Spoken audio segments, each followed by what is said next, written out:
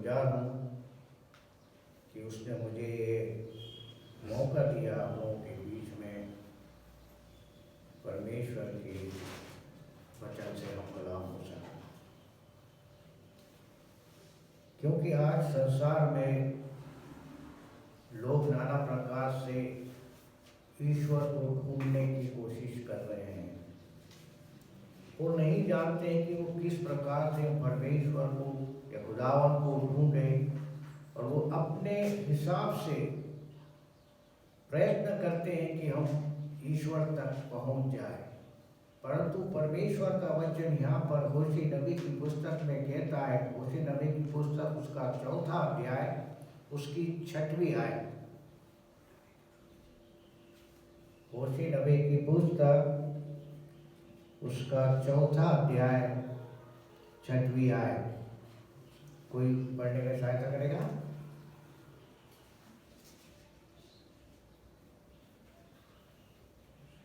मेरे ज्ञान के न होने से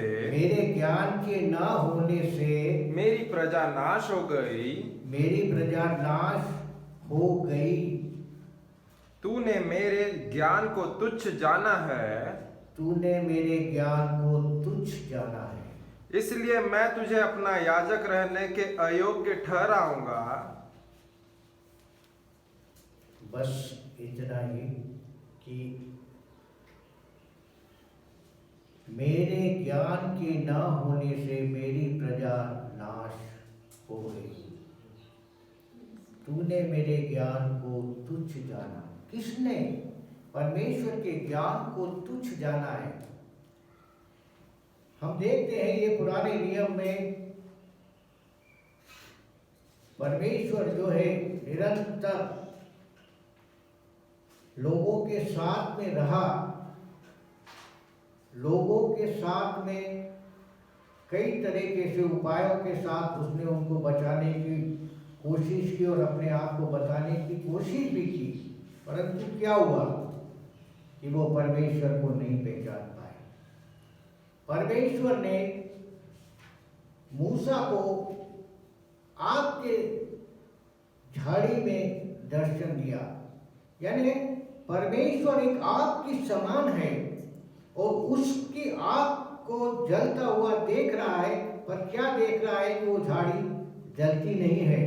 जब इस्राएली लोग परमेश्वर के पास आने लगे तब मूसा से परमेश्वर बात करता था, तो परमेश्वर उसके होरे पहाड़ पर जब बुलाता था तो लोग, और फिर जब मूसा जाता था तो हम देखते हैं कि वो पहाड़ जो है पूरा बादल से ढक जाता था और धुआं उठता था। इसका मतलब उसके अंदर आग थी, आग होने से धुआं उठता था और वो धुआं जो है पूरे पहाड़ को छा लेता था। तब परमेश्वर जो है मूसा से फिर कहता था कि तू नीचे जा और लोगों को समझा कि वो इसके करीब ना आए, नहीं तो नाश हो जाएंगे। क्यों? कि वो अज्ञान थे, उनमें ज्ञान नहीं था, परमेश्वर को उन्होंने खोजा नहीं था। परंतु क्या है, जैसा परमेश्वर का दास कहते थे या भविष्यवक्ता उनको समझाते थे उतना ही वे समझ पाते थे। उसके आगे उनको परमेश्वर के ज्ञान की समझ नहीं थी। और क्या हुआ कि परमेश्वर कहता था उसके नजदीक ना आए, नहीं तो वो सब नाश हो जाएंगे। तो फिर परमेश्वर उनको फिरौन की गुलामी से छुड़ाकर अपने साथ जब ले चलता है तो उनके लिए प्रबंध भी करता है। और वो प्रबंध क्या होता है कि जब वो दिन में चलते थे तो बादल के समान परमेश्वर उनके साथ साथ चलता था, और रात के समय में आग के खंभे के समान उनके साथ चलता था। उसके बावजूद भी उन लोगों की ये आदत हो गई थी कि वो बार बार परमेश्वर का तिरस्कार करते थे। इसलिए तिरस्कार करते थे क्योंकि परमेश्वर को जानते ही नहीं थे। जो मूसा ने या भविष्य वक्ताओं ने जितना कहा है उसके आगे उन लोगों के अंदर ज्ञान नहीं था। परंतु हम देखते हैं नए नियम में जब आते हैं तो नए नियम में भी यही देखने को मिलता है कि परमेश्वर के लोग परमेश्वर को नहीं पहचानते थे। तो परमेश्वर को लोग जब नहीं पहचानते तो क्या होता था कि सदूकी और फरीसी जो है वो लोग परमेश्वर के लिए वो सोचते थे कि हम परमेश्वर को बहुत अच्छी तरह से जानते, परंतु यीशु मसीह कहता है कि तुम परमेश्वर और उसकी सामर्थ को नहीं जानते। वे लोग अपने आप को सोचते थे कि हम लोग जो हैं धर्मशास्त्र को जानने वाले हो, धर्मशास्त्र को अच्छी तरीके से हम जानते हैं, परंतु फिर भी पर यीशु मसीह वहां कहता है कि तुम परमेश्वर और उसकी सामर्थ को नहीं जानते। क्योंकि क्या इन समयों में यीशु मसीह संसार में आकर मेरे और आपके लिए हमारे पापों के क्षमा के लिए बलिदान हो गया और उसने हमें बताया कि मैं जीवित और सामर्थ्य परमेश्वर हूँ, क्योंकि हमारे पापों के लिए मरकर तीसरे दिन फिर वो जी उठा ताकि मैं और आप उसके विश्वास में मजबूत हो जाए, उसके विश्वास में मजबूत हो जाए। परमेश्वर का वचन जो है एक दर्पण के समान है। यहाँ पे लिखा है तेरा वचन मेरे पांव के लिए और मेरे मार्ग के लिए उजाला है। प्यारो, जब हम विश्वास में आ जाते हैं और विश्वास के साथ जब चलते हैं तब परमेश्वर का वचन जो है हमारे पांव के लिए दीपक है, राजा हमारे पांव के लिए हमारा राजा है, हमारे पांव के लिए हमारा उद्धार करता है और वो ही हमें मार्ग दिखाता है। जब हम मार्ग में उसके चलते हैं तो हम जीवन की दौड़ में दौड़ते हुए उस मुकुट को हासिल करते हैं, जिसमें पौलुस कहता है कि मैंने अपनी दौड़ पूरी कर चुका। जब हम इस संसार को छोड़ेंगे तब हम कह नहीं पाए कि मैंने अपनी दौड़ को पूरा कर लिया है, इसलिए मैं स्वर्ग के राज में जाता हूं। पर मैं यीशु मसीह में आकर मेरे और आपके जीवन के लिए जो परछाई थी उन परछाई को हटाकर साक्षात रूप में परमेश्वर हमारे मध्य में रहता है। यीशु मसीह जब इस संसार में था और उसके बाद जाने के बाद उसने कहा कि मैं तुम्हारे लिए एक सहायक भेज दूंगा, तुम्हारे लिए एक सहायक भेजूंगा जो तुम्हारे साथ साथ रहेगा। प्यारो, आज पवित्र आत्मा हमारे साथ में है, पवित्र आत्मा हमारे साथ में है। तो जब पवित्र हमारे साथ आत्मा हमारे साथ है तो यीशु मसीह हमारे पास है। जब यीशु मसीह मेरे साथ है तो मेरे कार्य भी ऐसे होंगे जिसमें कि लोग देख के कहेंगे कि ये वही व्यक्ति है, पुराने समय में कैसा था और आज कैसा है।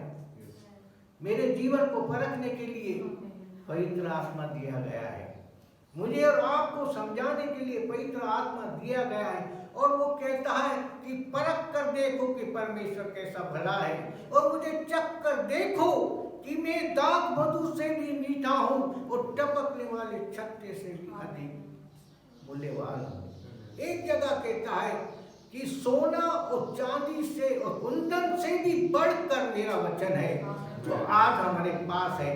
पहले के जमाने के लोगों के पास परमेश्वर का वचन नहीं होता था, उनके पास सिर्फ जो भविष्यवक्ता हुआ करते थे, परमेश्वर उनसे बात करता था और वो बातों को उनके सामने रखते थे।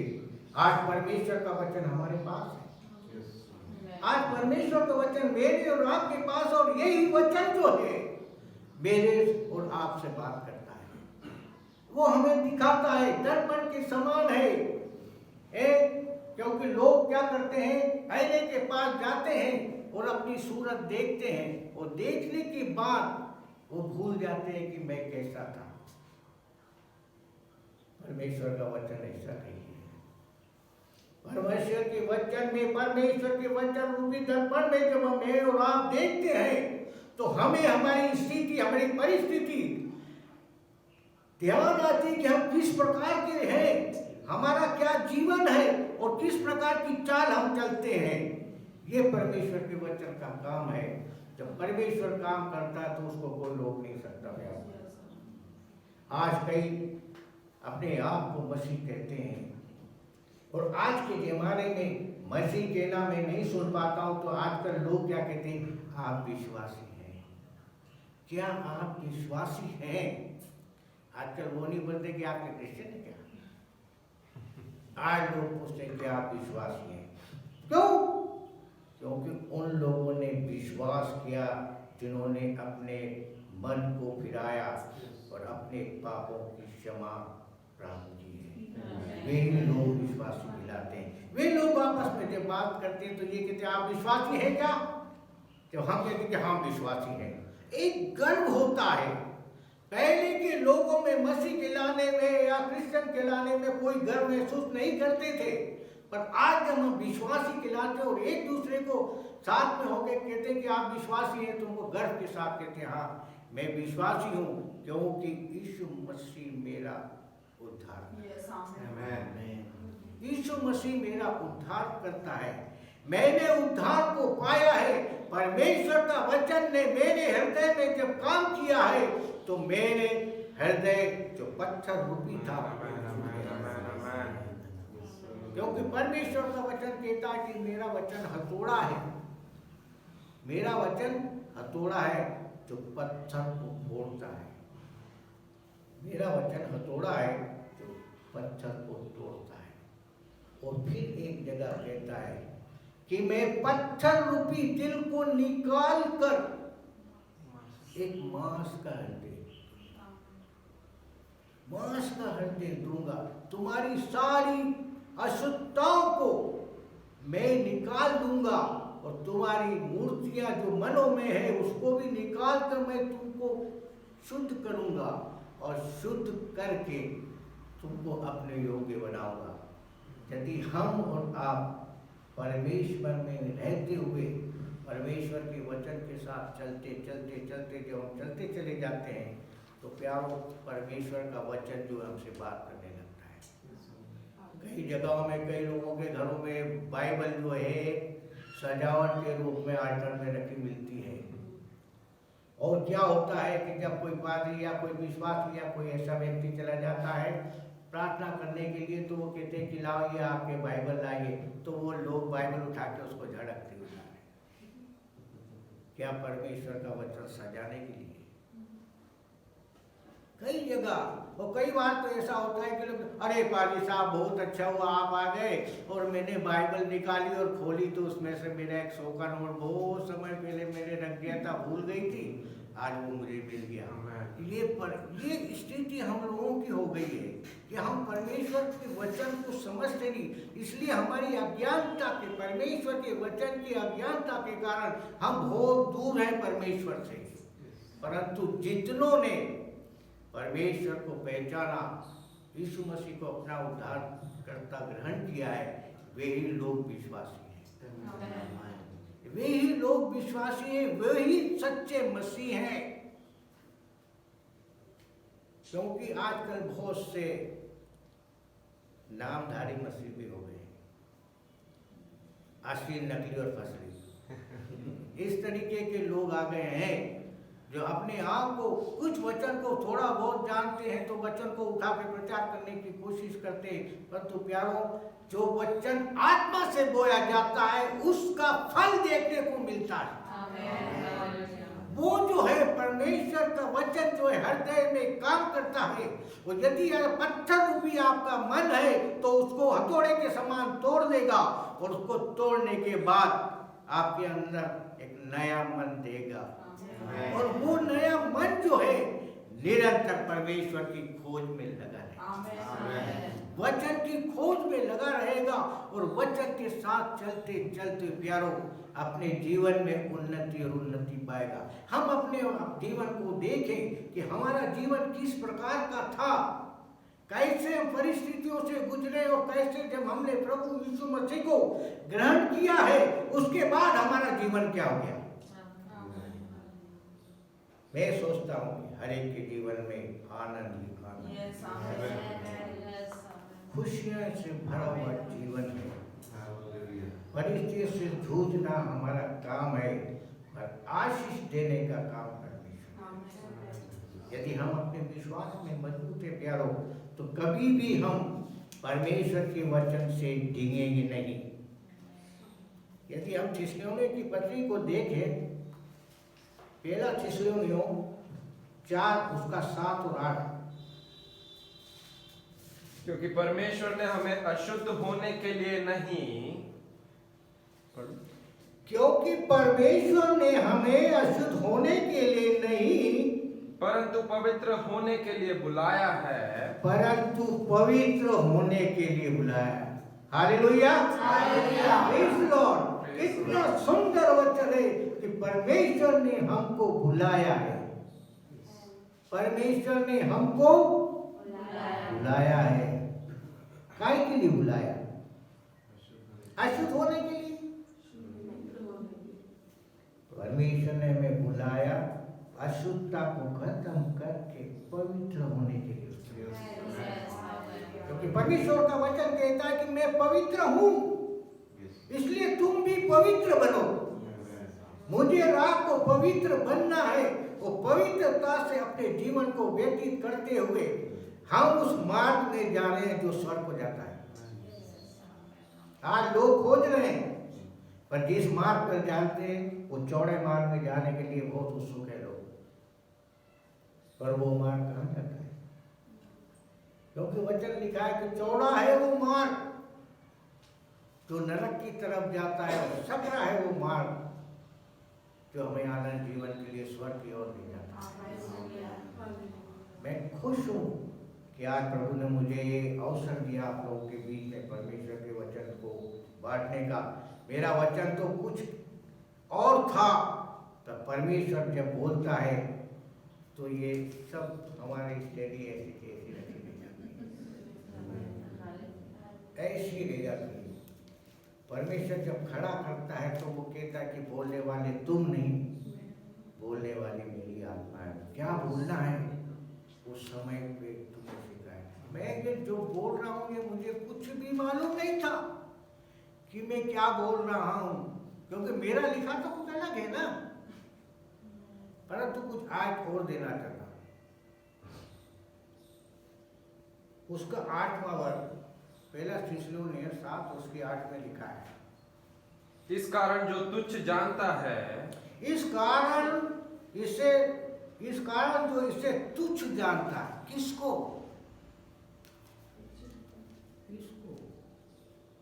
परमेश्वर के वचन। वो कहता है इस कारण जो उसे तुच्छ जानता है। फिर वह मनुष्य को नहीं, वो मनुष्य को नहीं, परंतु परमेश्वर को तुच्छ जानता है। परंतु वे परमेश्वर को तुच्छ जानता है जो अपना पवित्र आत्मा तुम्हें देता है। जो अपना पवित्र आत्मा तुम्हें देता है। कितना सुंदर वचन है जो हार्ट को टच करता है। कि वो कहता है कि इस कारण जो उसे तुच्छ जानते हैं, परमेश्वर को तुच्छ जानते हैं, परमेश्वर के वचन को तुच्छ जानते हैं, वो मनुष्य को नहीं, परंतु परमेश्वर कहता है वो मुझको तुच्छ जानता है, वो मुझको तुच्छ जानता है। इस कारण लोग आज भी भटके हुए हैं, आज भी भटके हुए हैं। वचन बाइबल को लेके जरूर घूमते हैं लोग, या जरूर घरों में पढ़ते हैं, तो सिर्फ पढ़ना ही सही नहीं है, सिर्फ पढ़ना सही नहीं है, परंतु जो वचन पढ़ते हैं या मैं और आप, उस वचन की जुगाली करना मेरा और आपका काम है, उसको पचाना मेरा काम है। मैं उसकी जुगाली करूंगा, जितना जुगाली करूंगा और उतना ही परमेश्वर के वचन में आगे बढ़ूंगा। और जब बढ़ते हुए हम परमेश्वर की निकटता में बढ़ते चले जाएंगे तो एक आनंद को हम महसूस करेंगे, क्योंकि ये जो है परमेश्वर का वचन जो है एक रोटी के समान है। इस रोटी को मुझे और आपको नित्य प्रतिदिन प्यारो खाना चाहिए, खाने से आप बलवंत हो जाए। परमेश्वर का वचन एक जगह कहता है कि मेरा वचन जो है दूध के समान, दूध के समान है कि जो हम पिए। वचन को दूध समझकर पढ़ना और दूध समझकर इसको पीना, नित्य दिन प्रतिदिन जब हम पीते और पीते जाते हैं तो हम शरीर में, आत्मा में बलवंत हो जाते हैं। और यही सिर्फ हमें दूध पीने वाला नहीं, परंतु वचन के खाने वाला भी होना चाहिए। क्योंकि पौलुस कहता है कि अभी तक तो तुम्हें क्या होना, श्याम हो जाना चाहिए था, पर आज भी लोग दूध पी रहे हैं। कई चर्चेस में आज भी वो दूध ही पी रहे हैं, वचन को जान ही रहे, और क्या कहते हैं कि हम तो मसीह हैं, हम तो मसीह हैं, हम तो मसीह खानदान में पैदा हुए हैं। पर तो बाइबल ये कहती है कि मसीह कोई पैदा नहीं होता, मसीह कोई पैदा नहीं होता, मसीह बनता है। और वो कब बनता है? जब वो मसीह को पहचानता है। हम परमेश्वर का धन्यवाद करते हैं कि हम मसीह को पहचानते हैं। आज जितने सुन रहे हैं वे जानते हैं कि हम मसीह को पहचानते और हमने मसीह को पहन लिया है।